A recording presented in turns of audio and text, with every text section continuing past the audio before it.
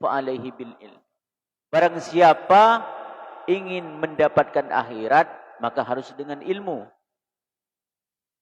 Barang siapa ingin mendapatkan perkara dunia, maka harus dengan ilmu. Barang siapa ingin mendapatkan keduanya, fahuwa bil ilmi. Maka di sini dengan ilmu. Kadang-kadang makalah seperti ini kalau enggak salah, makalahnya Imam Syafi'i, bukan sabdanya Rasulullah. Kadang-kadang banyak penceramah itu, saudara-saudaraku, berceramah salah menyebutkan makalah. Makalahnya ulama dibilang sabdanya Rasulullah. Ini amburadul ini. Yang dimaksud di sini, orang mencari ilmu itu, ilmu tentang masalah akhirat, masalah agama, masalah dunia, jangan disalah tafsirkan dengan menganggap bahwa kalau urusan masalah agama, itu di pondok pesantren, di TPA, di madrasah. Bukan seperti itu pemahamannya. Pemahamannya kan sekarang ini, kalau orang mencari ilmu agama di pesantren, di TPA, atau di madrasah. Kalau mencari ilmu dunia, maka di tempat umum, sekolah umum. Seperti SMP, SMA. Itu penafsirannya bukan seperti itu, saudara-saudara. Yang dimaksud di sini, semuanya itu adalah ilmu agama. Baik yang ada di pesantren, yang ada di TPA, madrasah, maupun sekolah-sekolah formal lainnya, itu semuanya ilmu agama. Karena kenapa? Seperti yang saya sampaikan tadi itu, Islam ini bukan hanya mengajarkan tentang masalah-masalah yang berkaitan dengan ibadah mahdhah, ibadah yang murni, tetapi juga Islam ini mengajarkan tentang ilmu-ilmu tentang dunia. Contoh yang seperti saya sebutkan, seperti muamalah. Bahkan matematika itu pun, itu bukan ilmu apa, itu ilmunya Allah. Matematika itu ilmunya Allah. Karena kenapa? Ketika kita menghitung zakat, tentu kita membutuhkan ilmu matematika. Ketika kita mempelajari tentang ilmu mawaris, atau yang biasa kenal dengan ilmu faraid, caranya membagi harta bagi orang yang telah meninggal itu harus dengan cara mempelajari ilmu matematika. Bahkan yang pertama kali yang menemukan ilmu matematika itu, pencetusnya itu adalah orang Islam. Siapa? Imam Khawarizm namanya. Jangan disalah artikan, saudara-saudara. Ya, yang penting kita ketika mencari ilmu tentang masalah dunia ini, yang paling penting itu adalah sihatun niat. Niat karena Allah Subhanahu wa ta'ala. Seperti di awal-awal ini biasanya kitab-kitab ini menerangkan tentang masalah niat. Innamal a'malu binniyat wa innamal likulli imri'in ma nawa. Wa man kanat hijratuhu ila Allah wa rasulihi fa hijratuhu ila Allah wa rasulihi, seperti itu. Ini sudah kami terangkan dulu di bab tentang niat. Nah, maka di sini disebutkan fa illam tasihun niyah, apabila niatnya itu tidak sah, wawah ma'danun wururil juhali, maka sungguh dia itu telah jatuh terhadap tipu daya tentang kebodohan. A'udzubillahi min dzalik. Jadi kalau misalnya dia itu mencari ilmu salah di dalam niat pertama kali mencari ilmu, maka sungguh dia itu telah terjerumus terhadap tipu daya kebodohan. Hakikatnya dia bodoh. Seperti itu. Karena kenapa? Ketika mencari ilmu, dia tidak fokus terhadap niat yang sebenar-benarnya. Yaitu niat karena Allah Subhanahu wa ta'ala. Bukan ingin mencari tentang dunia. Cuman ini jangan disalahfahami. Jangan disalahfahami bahwa kita ini tidak boleh kaya, bukan seperti itu. Yang menjadi penyebab kita itu salah dalam menuntut ilmu, tujuannya mencari dunia, apabila kita ini hubbud dunya, cinta akan dunia, wa karahiyatul akhirah, dan lupa terhadap akhirat. Seperti itu saudara-saudaraku. Kayak banyak di media-media sosial ada seorang ustaz ketika berceramah, yaitu pasang tarif yang berlebihan. Ya, itu dilarang oleh agama seperti itu. Karena dakwah itu saudara-saudaraku bukan untuk itu sebenarnya. Walaupun seorang dai ketika berceramah boleh menerima amplop seperti itu istilahnya. Jangan dianggap ketika dia berceramah kemudian menerima amplop dianggap menjual ayat-ayatnya Allah. Bukan seperti itu. Karena kenapa? Ya, penceramah itu saudara-saudaraku juga mempunyai keluarga, juga mempunyai keperluan-keperluan dari fasilitas dia berdakwah. Contoh, dia butuh bensin. Semakin jauh penceramahnya, maka semakin banyak biayanya. Kayak panjenengan kemarin ngundang Ustadz Zaki Mubarak itu dari Jakarta. Itu kan semakin jauh ulama yang kita undang, maka kita harus memikirkan tiketnya berapa, uang untuk penceramahnya itu berapa, seperti itu. Bukan dikira menjadi penceramah itu saudara-saudara tidak lelah. Capek juga seperti itu. Kadang-kadang saya pribadi saya sendiri kalau diundang ke Agro, diundang ke Batu Ampar, ke tempat-tempat lain itu sampai pulang itu bukan enak badan. Harus minta kerok sama istri. Harus minum jamu, seperti itu. Biar fit. Coba kalau misalnya satu hari undangan sampai 3 kali. Itu juga difikirkan. Terlepas dari itu niat-niat yang jelek itu saudara-saudara. InsyaAllah kita berhusnudzon lah terhadap para ustadz atau para kiai yang menerima terhadap bisyarah seperti itu. Maka saya sering kan menyampaikan kemarin itu. Ketika ada sebuah lembaga pendidikan menawarkan pendidikan gratis, itu perlu dipertanyakan. Ya, kalau awal-awalnya pendidikan gratis itu semangat gurunya, tapi ke belakangnya bisa jadi gurunya enggak semangat, ya kadang orang tuanya yang enggak semangat. Karena orang tua ketika memasrahkan anaknya ke pendidikan gratis, sifat kesemangatannya itu terhadap anak berkurang. Ya, anak saya bodoh, pintar, ya terserah. Karena saya enggak bayar apa-apa. Dan ini menjadi syarat sebenarnya kalau kita itu memasrahkan anak ke pondok pesantren atau ke lembaga pendidikan TPA. Ini menjadi syarat di dalam mencari ilmu. Ala la tanalul ilma illa bisittatin, itu di dalam kitab Ta'limun Muta'allim disebutkan seperti itu. Ala la tanalul ilma bisittatin sa'umbika amma majmu'iha fi bayanin dzakaun wa hirsun wastibarun. Yang pertama harus dzakaun, cerdas. Wahirsun, semangat. Wastibarun, dan sabar. Wabulghatun, harus adanya biaya. Seperti itu. Panjenengan kalau punya anak, itu tanyakan ke ustadznya. Anak saya sudah bisa ngaji atau gimana Pak Ustadz? Seperti itu. Tapi misalnya 3 tahun, 4 tahun, 5 tahun, anak panjenengan masih belum bisa ngaji, perlu dipertanyakan lembaganya ini. Lebih baik pindahkan ke tempat yang memang kualitas pendidikannya itu lebih bagus. Berarti dari gurunya yang tidak semangat. Seperti itu. Karena kenapa? Minimal target seorang guru itu saudara-saudaraku. Kelas 2 SD ini sudah bisa ngaji Al-Quran dengan benar. Dengan banyaknya metode pada zaman sekarang ini. Beda kalau di zaman kita dulu. Kalau kita dulu itu kan ngajinya alif, ba, ta, sa. Ben, bin, bun, tan, tin, tun. Sambil dicentil sama gurunya.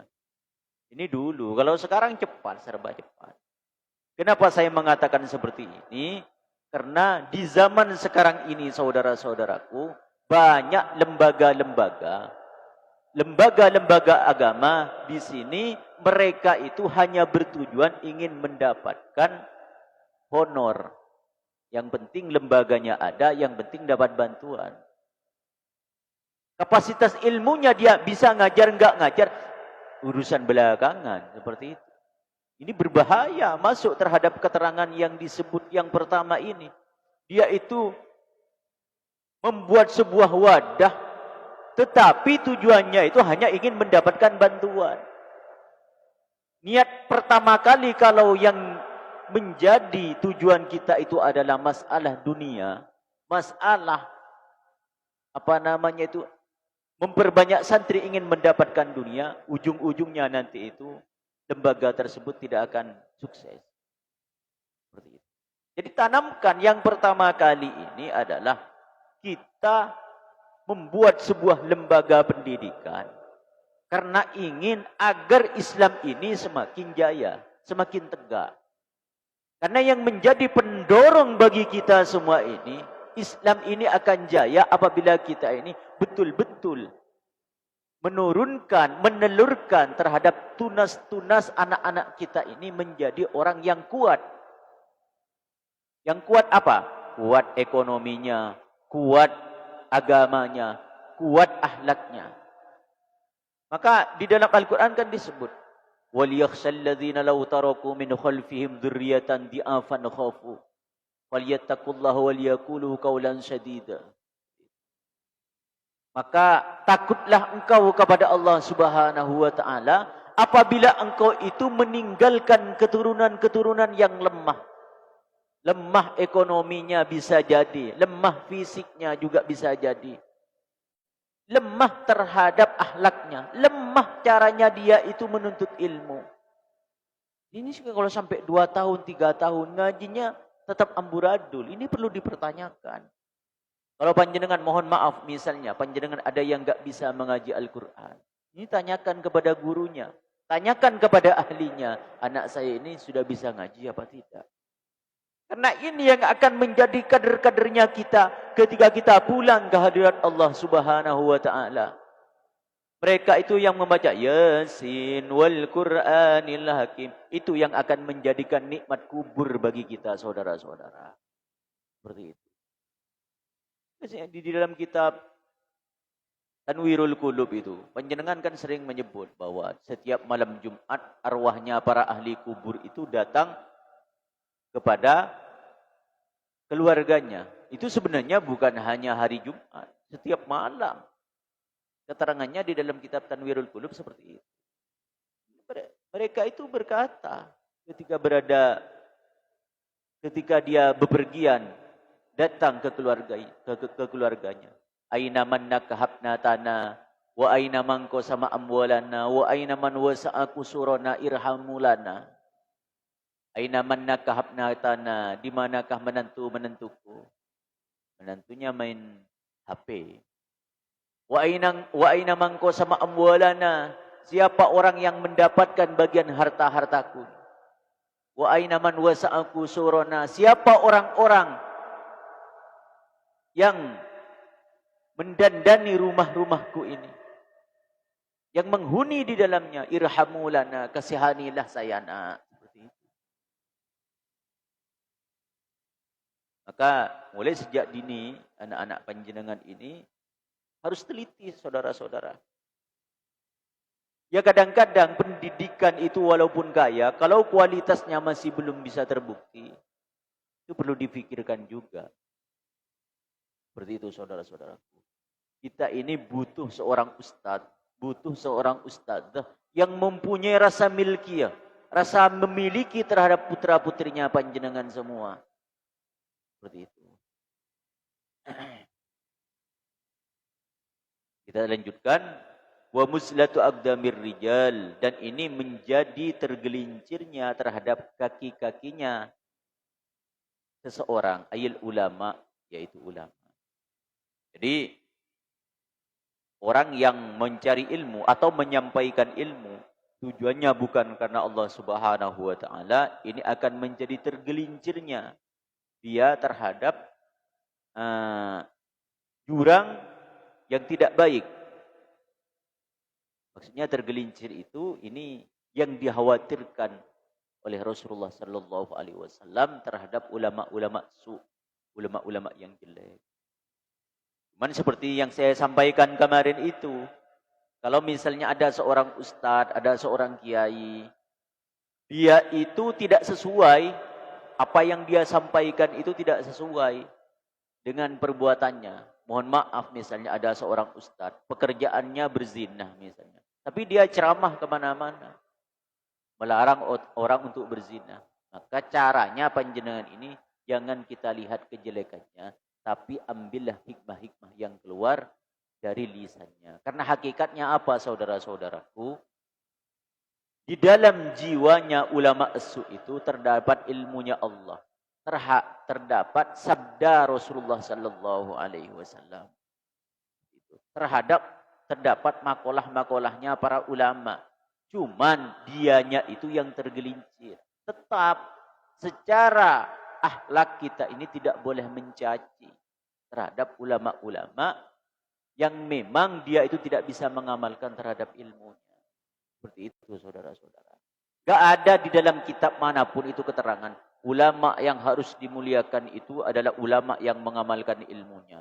Kalau ulama yang tidak mengamalkan ilmunya, tidak boleh dihormat. Bukan seperti itu saudara-saudara.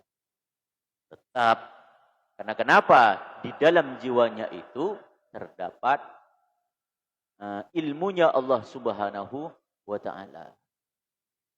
Gak ada kita ini kebencian di dalam hati kita. Apalagi terhadap orang yang berilmu saudara-saudara. Terhadap mereka-mereka yang jelas-jelas melakukan dosa besar. Berzinah misalnya. Kalau dia masih muslim, tetap kita ini tidak boleh mencacinya. Takut pada suatu saat kita ini dibalik oleh Allah subhanahu wa ta'ala. Jadi tidak ada kebencian kepada manusia ini. Sambian sering mendengarkan ada seorang perempuan yang masuk surga gara-gara menolong anjing. Padahal dia mempunyai dosa yang sangat besar. Kerjaannya setiap malam melayani laki-laki. Laki-laki hidung belang seperti itu. Cuman Allah yang berkehendak. Ketika perempuan tersebut memberikan air dengan sepatunya kepada anjing, maka Allah subhanahu wa ta'ala mengatakan kepada malaikat, ishadu, saksikanlah. Malaikat, aku telah mengampuni dosa-dosanya dia. Malaikat protes, dia itu pelaku dosa besar ya Allah. Apa kata Allah subhanahu wa ta'ala? Saya tidak melihat terhadap dosanya. Saya ingin menunaikan janjiku. Melengkapi terhadap janjiku. Ar-Rahimuna yarhamuhumur Rahman. Orang yang mempunyai kasih sayang terhadap makhlukku ini. Maka aku sebagai Ar-Rahman. Zat yang maha Rahman. Yang maha kasih. Akan saya ampuni dosa perempuan tersebut. Ada juga seorang perempuan solehah, ahli ibadah, masuk neraka. Gara-gara apa? Gara-gara menyiksa kucing. Alhamdulillah. Kita sampean hati-hati, termasuk ketika panjenengan misalnya merokok, kemudian ada angkrang, bukan angkrang apa itu Pak, yang sering hinggap ke kopinya sampean. Sama sampean kemudian dikasih putungnya rokoknya itu, dikasih apa namanya itu tidak boleh. Itu akan dihisap nantinya setelah di alam akhirat. Karena hakikatnya itu enggak salah. Contoh misalnya panjenengan ada semut satu misalnya menggigit ke sampean. Ya yang satu saja itu dibunuh, jangan dibunuh semua. Yang salah kan cuma satu Bapak. Seperti itu. Apalagi misalnya nyambung ayam. Itu nanti di akhirat kelak hewan-hewan yang pernah kita adu, hewan-hewan yang pernah kita sakiti, itu akan menjadi besar dan akan menyiksa terhadap orang-orang yang pernah menganiaya dia dulu di akhirat. Jadi hati-hati. Bahkan ketika menyembelih saja di dalam Islam itu saudara-saudaraku, ini ada aturannya. Fa idza dzabhtum fa ahsinu dzibhata. Ketika engkau menyembelih hewan sembelianmu, maka wahsinu dzibhata, maka perindahlah sembelihan tersebut. Maksudnya bagaimana? Kita pakai pisau yang tajam. Agar bagaimana ketika menyembelih hewan tersebut tidak memperlama terhadap sakitnya. Cepat disembelih, cepat selesai, saudara-saudara. Kan dilarang di dalam agama ini ketika menyembelih, kita ini memotong anggota yang lain. Ketika menyembelih ayam misalnya, kakinya dipotong dulu. Itu tidak diperbolehkan di dalam agama. Saudara-saudara. Bahkan ketika kita membunuh hewan-hewan yang memang dianjurkan di dalam agama, disunnahkan. Contoh membunuh kelabang, hewan-hewan yang membahayakan. Kalajengking, tikus, dan semacamnya. Kita ini diperintahkan untuk cepat membunuhnya itu. Ketika kita misalnya membunuh cicak, kan sunnah membunuh cicak ini, saudara. Dipukul 1 kali langsung mati, pahalanya 100. Kalau dipukul sampai 2 kali, pahalanya 50. Tapi kalau sampai berkali-kali, enggak dapat pahala. Makanya yang ampuh kita itu membunuh 1 kali, yang sekiranya langsung mati. Ada khamsu fawasiqu, ada 5 hewan yang diperbolehkan dibunuh di dalam agama ini, saudara-saudara. Mungkin itu saja yang bisa kami sampaikan, kurang lebihnya kami mohon maaf yang tiada batasnya. Usikum wa nafsi bitaqullah, wallahu a'lam bishawab. Wassalamualaikum warahmatullahi wabarakatuh. Allahumma salli ala Muhammad